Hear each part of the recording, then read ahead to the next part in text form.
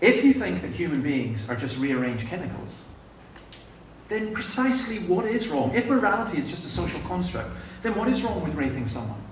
What is wrong with killing someone? And if you can get away with it in this life, who cares? Because when you're dead and gone, you're dead and gone. The universe is all going to go anyway. We're just a blob of carbon, says Russell. Bertrand Russell's floating from one meaningless existence to another. I think that people who get into power feel free to use their absolute power to do as they please, and they believe they're ultimately answerable to no one. It's a logical consequence of atheistic politics that the state replaces God. Adam Smith, from Kirkcaldy, the inventor of modern capitalism, you notice as I go through how the Scots invented everything. At least it was good. I did a discussion once with some American friends, or a lecture with some of them, and I gave a list of the things that Scots had invented, like, television, car, roads, radio. I mean, we claimed everything. And I said, this is what Americans have invented: string cheese and the nuclear bomb. So they weren't very happy. But it is the case that when Smith said, in The Welfare of Nations, he said, capitalism without Christianity would be a disaster. And I think that's one of the problems. You see, I don't mind people being rich and posh and, running the country and all that kind of stuff. I do, no matter the background they come from, if they think that they are the answer. I think it was Roosevelt and Eisenhower. When Roosevelt was president, he used to go out with Eisenhower, and they'd smoke a cigar and they'd lie out on the porch outside their house. It'd be in the White House, and look up to the stars. Why did they do that? Roosevelt said we did it to remind ourselves of how small we are. And when you're a Christian, there should be an inbuilt humility involved in that. Incidentally, in all of that, it's quite difficult to get Christianity out of a culture when it gets deeply ingrained. Trotsky, it's very interesting, Trotsky recalls that many of the early Bolsheviks thought that they were Christians and had to be taught, he said they had to be taught that they were atheists. Even after generations of atheistic propaganda, Christianity in Russia still remains a significant force. Hitchens argues that if religious instruction were not allowed until the child had attained the age of reason, we'd be living in a quite different world. I think you'll find that our atheist friends who say they are about tolerance and equality and diversity actually aren't. They're not prepared to tolerate people who are different from them, who have different beliefs, and whose beliefs are effective. I think you'll find an increasing totalitarianism. Christopher Hitchens was militantly anti-religious. He moved to one of the most religious countries in the world, the USA. His brother Peter, who incidentally I met yesterday coming off the train in Edinburgh, said that he realized very quickly that the worst place to be an atheist is in an atheist country. The best place to be an atheist is in the Christian one, or at least a society which has Christian principles. We believe that we know the truth, and the truth will set us free. And I do think that what's going on in Scotland now, and so on, people looking for hope and things like that, I keep reiterating this to people. The things that you admire, the things that you presuppose, the things that you say are products of the modern world, they're not. They are from Christianity.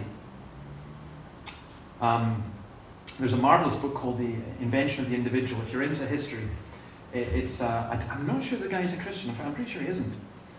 But he's explaining the modern invention of the individual, and he argues that the concept of equality comes entirely from Christianity. That Greco-Roman pagan society did not believe in equality at all. It was completely entrenched the opposite way. And it took hundreds of years for the Christian teaching about equality. And the Christian teaching about equality comes from this. It comes from Genesis. That we are all made in the image of God. Imago Dei, we're all made in the image of God. Once you take that away, then the equality goes. So some people are worth more than others. What's the life of a poor person worth compared with the life of a rich person? What's the life of a Westerner compared with the life of a Middle Easterner? What's the life of someone who's handicapped compared with someone who's not? And that all changes. So Christianity actually, I would argue, leads to freedom. Here's another big one. Doesn't religion lead to evil? And of course they include Christianity. Now, I think most Western liberals see religion as the primary cause of evil and conflict. And there's a great deal of things that's wrong. I would never watch one of these beheading videos, and I find it perverse that people do, and then express horror. I don't need to see. Some Christians said to me, oh, watch this video of someone being beheaded. I said, why? Why would I want to see a video of someone being beheaded? It makes me feel ill. Oh, you need to see. No, I don't need to see. I know it's happening. I'm not going to watch a video of someone being raped. Why would I do that? It's just horrendous. But when someone's being beheaded, and they say it's religion, and then the people around you go, oh, they're religious. There are some people who go, they join the dots. They put 2 and 2 together and make 5. I think the last time I was here, I mentioned this to some of you, but one of the most amazing incidents of this I've seen in practicality was we had a girl come from Aberdeen to Dundee, and she started coming along to church. She was at the university, and 3 weeks later, her parents come, and I'm standing at the door, and they're coming out of the church, and I shake their hands, and nice to see you. Are you visitors? They said, yes, our daughter's here, and they pointed her out, and I said, oh, she's new, she's first year. I said, yeah. I said, I'm sorry, but can I ask you something? It's unusual for parents to come 2 or 3 weeks into the term. Is there something wrong? And they said, oh, yes. And I said, can I help? And they said, well, no, not really. You're the problem. I thought, what have I done? And they said, well, I was thinking, did I say something inappropriate? I haven't been in her flat. I haven't. And they said, look, we brought up our daughter to be normal. And we thought she would come to university, she'd probably get a boyfriend, have a bit of a blitz in Freshers Week, maybe get drunk and so on. As long as she settled down, didn't do drugs and got on with her work, we were going to be happy. And we started getting these letters home. Mum, Dad, I love Dundee, it's great. I'm really enjoying university. And I found this fantastic church. And she said, we brought her up to be atheist, to be normal. And she started coming to church. We didn't expect that. So I said to them, well, you've come down here to check us out. And they said, yes. How did you find us? You were surprisingly normal. So that was good. And then I blew it. Because I said, I shouldn't have said this. I said, you caught us on a good week. It's next week we do the child sacrifice. And for a nanosecond, they looked at me like I was serious. I said, come on, guys. What do you think? Oh, you're religious. Watch out for religious people. They're really, really scary. I don't wear a dog collar. But I would wear one if I was going on the train regularly to London and needed a table for myself. Though knowing my luck, I'd probably get the nutty Christian who wanted to come and tell me about when the second coming was going to be sit beside me, but you know what I mean. So there's that kind of attitude. Now, what do we say? I don't think we go the Tony Blair route. All religions are essentially the same. I don't think we go that. I don't think we go the route of saying, look, Muslims are evil, Christians are good. You don't go that route either. I think you simply say this: what is religion? It's an expression of humanity's desire to reach out to God. It's a gift, if you like, that God has given us. I mean, I would always say to people, name me one single society that has ever existed in the world that wasn't religious. They can't. And I would say, why do you think people are religious? And then I'd talk about other gifts like sex and money. I said, there's an awful lot of people being killed because of these two things. Are you blaming them? I think religion gets used by humans who are selfish and full of hatred because humans are selfish and full of hatred. And religion can sometimes exacerbate that and make it a whole lot worse. You can't argue that religion poisons everything. I think as Christians we have to recognize the Bible is actually far more concerned about false religion than it is about atheism. The trouble is that people will argue that all religions are man-made, and I deny that. A simple thing I've used ever since I was a teenager is that, in my view, all religions are, in the words of the great Led Zeppelin, an attempt to buy a stairway to heaven. It's us trying to reach God. Biblical Christianity is God reaching down to us. And that is a fundamental and core difference. I think once people believe in a God of justice, mercy and love, a God who come to judge the living and the dead, then it acts not as a cause of evil, but as a restraint on evil. My wife and I, we sometimes tell people, if it wasn't for Christianity, we probably wouldn't be together. And they're all, oh, you must have a terrible marriage. No, we have a great marriage. But one of the reasons we have a great marriage is because we knew we were taking vows in front of God.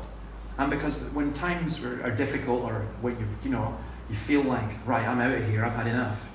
As a Christian, you're saying, no, I can't do that because I made a vow before God and I'm committed. It's not actually a trap. It's actually a great freedom. I tell you this, if Stalin believed he would have to answer to God for his actions, he wouldn't have killed 30 million Russians. Absolutely.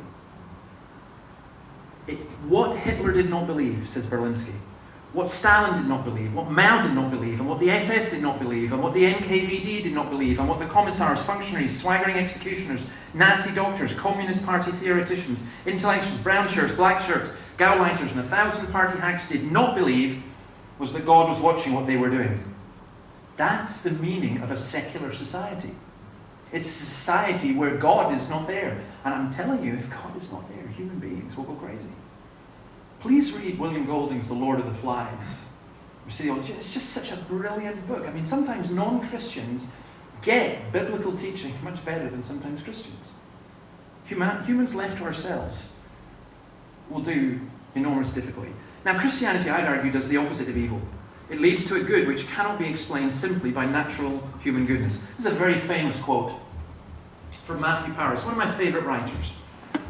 He's everything I shouldn't approve of. He's gay, he's a conservative, writes for the Times, and so on. But he's a brilliant writer. I love him. He's one of my favourite writers. Very interesting person. And this quote, now a confirmed atheist, I've become convinced of the enormous contribution that Christian evangelism makes in Africa, sharply distinct from the work of secular NGOs, government projects, and international AIDS effort. These alone will not do. Education and training alone will not do. In Africa, Christianity changes people's hearts. It brings a spiritual transformation. The rebirth is real. The change is good. See, why are local councils now asking churches to get involved in projects? Because when they see the work that we do and the change that occurs, they're not all anti-religious. They're looking and saying, this works. We'll take these guys on. Another argument, doesn't Christianity stifle creativity? I'm thinking in terms of the arts and the music. I want to argue the opposite. I went to the Metropolitan Museum in New York, and they've got galleries divided into centuries. You couldn't move. The 17th, 18th, 19th century galleries. And then I went into the 20th century gallery, and you could have played five-a-side football there. There was plenty of space.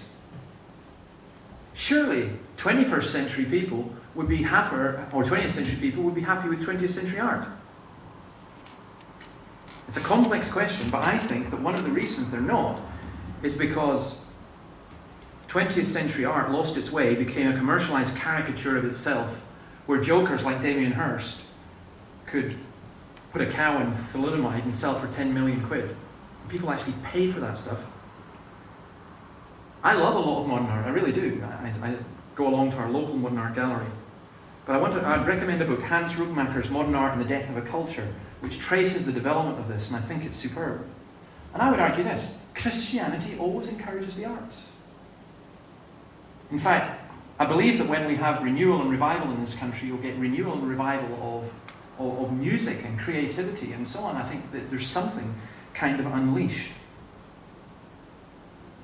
We believe that Jesus is God. We believe that God is creator. We believe that we are created in his image. So why would we restrict creativity? I think Christianity has always been associated with music. Johnny Cash, I think he expressed it very well. That was the first time I remember her, my mother, calling my voice the gift. Thereafter, she always used that term when she talked about my music, and I think she did so on purpose, to remind me that the music in me was something special given by God. My job was to care for it and use it well. I was its bearer, not its owner. Now, that's not saying the best musicians are Christians. They're not. And it's not saying that Christians can't make some awful music, because some do. I was speaking at a place speaking in Stornoway, and I remember this Herok, as we say, boy from Harris came, and he had this thick Harris accent, and he said, "The Lord has given me a song." So I was thinking, what's this going to be? And he stood up and he sang this most dreadful song in a Tennessee accent, and he'd never been in Tennessee in his life, and it was just incredible. Well, the chairman had the biggest nerve I've ever seen of any chairman, because after he sang the song, the chairman got up and he went over and he picked up the song and he screwed it up and he threw it in the bin and he said, "The Lord giveth and the Lord taketh away. Blessed be the name of the Lord." I was just, oh, okay. The great themes of the Bible, creation, humanity, sin, redemption, love, life, death, beauty, ugliness, hope, are the themes out of which the best music arrives. There's a band I absolutely love called the Manic Street Preachers. I love it because I take away the S on the shirt and I wear the shirt myself because that's who I am. I'm a Manic Street Preacher. But I love the way they explore the great themes through their music. And they are almost anti-Christian, except their lead singer who actually probably committed suicide. He disappeared, Richie Edwards. Once said, "I never saw the point of organized religion." He tried out drugs, he tried alcohol, he tried self-mutilation. He became obsessed with religion, and he always carried a book of Bible quotes everywhere with him. Their album, The Holy Bible, unlike the real Bible, is full of pain and without any real hope. But it's a powerful, powerful piece of music. Isn't Christianity, I'll just run through these, isn't Christianity against equality and diversity? Simple thing you've got to emphasize, what do you mean? What do you mean by equality? What do you mean by diversity? Words are cheap, but you know them by their fruits. I would just simply say, look, in the church, we offer equality and diversity. We really, really do. Now, I've got a lot more to say about that, but you'll have to come to the sola stage because I don't have time to go into that just now. And I'll leave poor Mark as well. Doesn't Christianity suffocate progress in modern medicine? Well, that's interesting, because I'd be prepared to argue you wouldn't have modern medicine without Christianity. So many hospitals in the US are religious hospitals. If there was the rapture, if you're of that particular theology, then Ninewells Hospital in Dundee is going to be pretty devastated with all the Christian doctors and nurses that there are there. Now, what they mean by that is that there are some Christians, they say, what they usually mean Jehovah's Witnesses, who refuse treatment to their children. And I think we need to tell people that is not the case. Isn't the church full of hypocrites? Yeah. The smart answer, which I've learned not to give, is yes, the church is full of hypocrites. Come along and join us, you'd fit in very well. The better answer is to say it is. But do you know any real ones? Any real Christians? And I find it intriguing when people answer that question, who they identify with. I think that one of the problems that many atheists and agnostics have is they have a prejudice against Christianity, and they want this kind of to confirm things within themselves. And we have to go out and mix with people and challenge them just by being Christians. I was minister in Brora for a while, and Brora bizarrely has a professional football team. It's a village of 2,000, has a professional football team, it has an amateur football team. So I went to play for the amateur football team. Brora Wanderers, there was Brora Rangers and there was Brora Wanderers. So I enjoyed playing, and then one day this woman came up to me in the village and she said, "David, can I ask you a favour?" I said, "Yeah." She says, "Can you stop going to football?" I said, "Why?" She says, "My husband." I said, "What do you mean?" She said, "Well, it's the only exercise he gets. He's a lazy slow, and he sits around the house, but he does go out for the football training and to play a game, and it's just great." She says, "Great for him, great for us." And I said, "Well, what's that got to do with me?" She said, "Because I knew your husband." She said, "Well, he's stopping going because you're at the football." I said, "Does he hate me that much?" She said, "No! He likes you. That's the problem. You're in the church and he hates the church. And he doesn't want to like you. So he's going to stay away." You know? How perverse. But in a way, sometimes you've got to get to a stage where people know you and they say, "Yeah, I actually know a real Christian. And they're not bad." Which, if you're from England, by the way, Chris, not bad in Scottish terms means, yes, whoa, fandabidosi. Isn't the church dying anyway? The good old death of God, which has been around for a long, long, long, long time. Nick Hornby's book, how to be good describes how many people see the church in Europe today. It all feels a long way from God. It feels sad, exhausted, defeated. This may have been God's house once, you want to tell a handful of people here, but he's clearly moved, shut up shop, gone to a place where there's more of a demand for that sort of thing. That's why a vibrant, lively church, and size is not the big thing here, is so important for people when they come and they say, wait a minute, this is unbelievable. I didn't know this kind of place existed. Because they think of Mr. Bean in a church with a bunch of old people mumbling words to hymns they don't really know. John Humphrey says, thin services, banal choruses, poor preaching and unfriendly people. If that's your church, no wonder it's declining. And there are many churches like that. But churches have been growing. I think the death of the church has been predicted ever since Pentecost. The reason the church will not die and the gates of hell will not prevail against it is because of the source of its life. The church's life comes from Jesus Christ, who is its head. It's a living body, a family, a spiritual temple. I don't think the church's message will ever be irrelevant unless the church's message moves away from what it's supposed to be teaching, the gospel of Jesus Christ. The church will always prosper because it's the fruit of the cross. Christ didn't begin something that might fail when he was crucified. He said it's finished. And I don't think we add to Christ's work. I think all that we're doing now is reaping the fruits of it. The rest of history, if you like, has been applying the fruits of the work, teaching life, death, and resurrection of Jesus. At some point, that working out will end. But until now, it's the rock. On this rock I will build my church, and the gate of Hades will not overcome it. And that's those two things, the miracles and Jesus working out modern life. See, I think that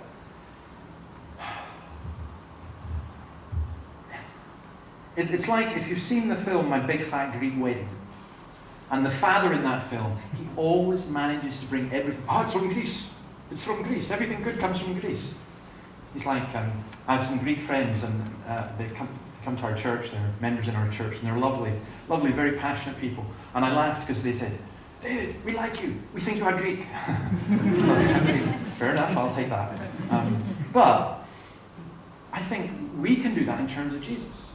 I think we can come into every problem and to every joy and say, actually all this points to and leads to Jesus. You're suffering, you need healing from Jesus. You need to know Jesus.